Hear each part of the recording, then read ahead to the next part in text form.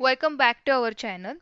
आपण मागच्या सेशनमध्ये काही डेफिनेशन्स बघितले आहेत. तत्पूर्वी आपण ते बघूयात की कोणते कोणते आपण डेफिनेशन्स बघितले आहेत.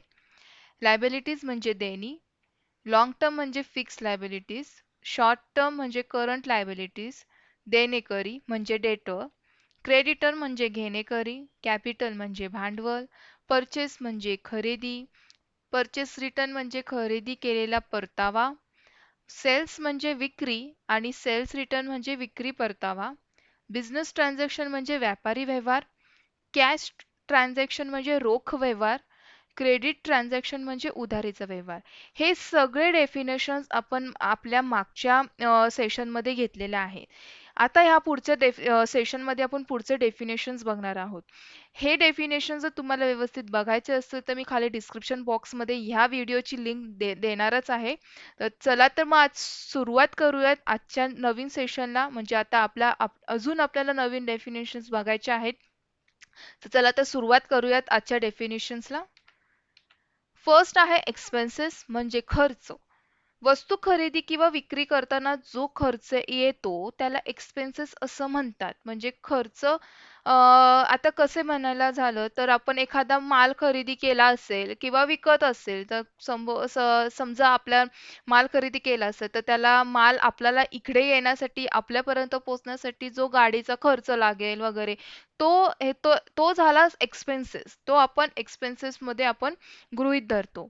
याचे दोन प्रकार असते, एक डायरेक्ट एक्सपेन्सेस आणि इनडायरेक्ट एक्सपेन्सेस. तर डायरेक्ट एक्सपेन्सेस बघूयात की काय आहेत.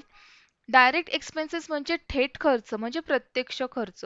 हे जसे खर्च असतात त्यामध्ये खरेदी करताना करत असतो किंवा मालाच्या उत्पादनासाठी आपण करत असतो म्हणजे थेट खर्च असतो हा, किंवा कच्च्या मालावर याचा खर्च होत असतो, याला आपण डायरेक्ट एक्सपेन्सेस असं म्हणतो.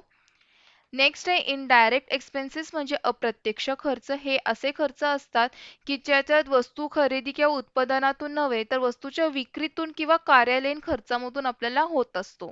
तर आपण हे इनडायरेक्ट खर्च एक्सपेन्सेस मध्ये आपण एंट्री करत असतो याची. नेक्स्ट आहे रेव्हेन्यू म्हणजे महसूल. अर्थातच महसूल कसा मिळतो आपल्याला, विकल्यानंतर जी आपल्याला प्राप्ती होते त्याला आपण रेव्हेन्यू म्हणजे महसूल असे म्हणतो. नेक्स्ट आहे डिस्काउंट. डिस्काउंट अर्थातच सगळ्यांना हा शब्द माहिती आहे की काय आहे. डिस्काउंट म्हणजे अर्थातच सूट म्हणजे किंवा सवलत आपण त्याला असं म्हणतो. व्यापाराकडून एखाद्या वस्तूवर सूट दिली जाते त्याला डिस्काउंट असे म्हणतात. ह्याचे दोन प्रकार आहेत, एक ट्रेड डिस्काउंट.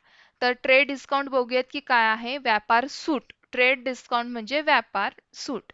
व्यापारी जेव्हा वस्तू विकतो आणि तेव्हा त्याने दिलेली जी सूट असते त्याला आपण ट्रेड डिस्काउंट म्हणतो. किंवा बिलात काही पैसे तो कमी करत असेल तर त्याला आपण ट्रेड डिस्काउंट असे म्हणतो, म्हणजे व्यापार सूट. नेक्स्ट आहे कॅश डिस्काउंट म्हणजे रोख सवलत. जर एका ग्राहकाला आपण उधार माल विकला आणि त्याने दिलेल्या अवधीत पैसे जमा करण्यास आपण त्याला सांगितले, तर किंवा त्याने दिलेल्या अवधीत त्याने पैसे जमा करत असेल किंवा त्याने केलेही असेल त्याला आपण कॅश डिस्काउंट म्हणजे रोख सवलत म्हणजे असे म्हणतो आपण. नेक्स्ट आहे स्टॉक, अर्थातच साठा. म्हणजेच की साठा हा कोणत्याही व्यापारात जो माल असतो म्हणजे माल जो वर्तमानात आपल्याकडे उपलब्ध असेल त्याला स्टॉक असे म्हणतो. म्हणजेच की आणि वर्षाशेवटी जो माल विना विकता आपल्याकडे राहतो किंवा उरतो त्याला आपण क्लोजिंग स्टॉक असे म्हणतो, आणि तोच माल नवीन वर्षाच्या पहिल्याच दिवशी आपण ओपनिंग स्टॉक म्हणून ओळखला जातो. तर लक्षात द्या, क्लोजिंग स्टॉक आणि ओपनिंग स्टॉक आपला हा एकच स्टॉक असतो. तो माल जो आपल्याकडे आहे, जो विना विकता आपल्याकडे राहिलेला आहे ह्याच वर्षी, तो आपण क्लोजिंग स्टॉक म्हणतो. आणि तोच माल नवीन वर्षाच्या पहिल्याच दिवशी आपण त्याला ओपनिंग स्टॉक म्हणून ओळखलं जातं. त्या दोन्हींमध्ये नेहमी कन्फ्यूज होत असेल तर हे कन्फ्युजन दूर करा. व्यवस्थित आपण रीड केलेलं आहे, तुम्हीही रीड करा व्यवस्थित. तर पुढे जाऊयात. इन्कम म्हणजे उत्पन्न. कोणताही माल विकल्यानंतर त्या मालातून आपल्याला जो महसूल मिळतो त्याला इन्कम किंवा उत्पन्न असे म्हणतात. यात खर्च करून जो काही राशी आपल्याकडे उरते त्याला इन्कम असे म्हणतात. आपण जर खर्च काही केला असेल आणि खर्च करून पण जी काही आपल्याकडे पैसे उरतात त्याला आपण इन्कम असे म्हणतो. याचे दोन प्रकार असतात. अप्रत्यक्ष उत्पन्न म्हणजे डायरेक्ट इन्कम आणि इनडायरेक्ट इन्कम. डायरेक्ट इन्कम म्हणजे प्रत्यक्ष उत्पन्न. हे जे उत्पन्न असते ज्यात आपल्याला मुख्य व्यवसायाकडून प्राप्त होते त्याला डायरेक्ट इन्कम असे म्हणतात. इनडायरेक्ट इन्कम हे असे म्हणजे अप्रत्यक्ष उत्पन्न हे असे उत्पन्न असतात ज्यात आपल्याला मुख्य व्यवसायाकडून मिळत नसते. जसे की उदाहरणार्थ भाडे, व्याज इत्यादी. हे आपण इनडायरेक्ट उत्पन्नामध्ये हे मोडलं जातं. नेक्स्ट आहे बॅड डेब्ट्स म्हणजे खराब कर्ज. खराब कर्ज म्हणजे जसं की कर्जाची परतफेड केली जात नाही. त्याला बॅड डेब्ट्स असे म्हणतात. नेक्स्ट आहे म्हणजे ट्रान्झॅक्शन अर्थातच व्यवहार. म्हणजे व्यापारात वस्तूवर खरेदी किंवा विक्री केली जाते त्याला ट्रान्झॅक्शन असे म्हणतात म्हणजेच व्यवहार असे म्हणतात. नेक्स्ट आहे वाउचर. म्हणजे प्रमाणक व्यवसायाच्या व्यवहाराच्या संबंधित सर्व व्यवहारासाठी जी कागदपत्रे आपण घेतली जाते त्याला वाउचर्स असे म्हणतात. हे आपण प्रॅक्टिकल करताना आपण नक्कीच बघणार आहोत की वाउचर्स कसे आपण ओळखले जातं, कसं आपण ह्याचं एंट्रीज केली जातात ह्याची. नेक्स्ट आहे लेजर्स. हे खूप महत्त्वाचं आहे म्हणजे खाते. लेजर हे एक असे पुस्तक आहे ज्यात वैयक्तिक वास्तविक किंवा नाममात्र अशी सर्व खाती ज्याच्यात त्याची नोंद केली जाते एक जर्नलमध्ये किंवा सहाय्यक एका बुकलेटमध्ये एक ह्याची नोंद केली जाते त्याला आपण लेजर्स असे म्हणतो.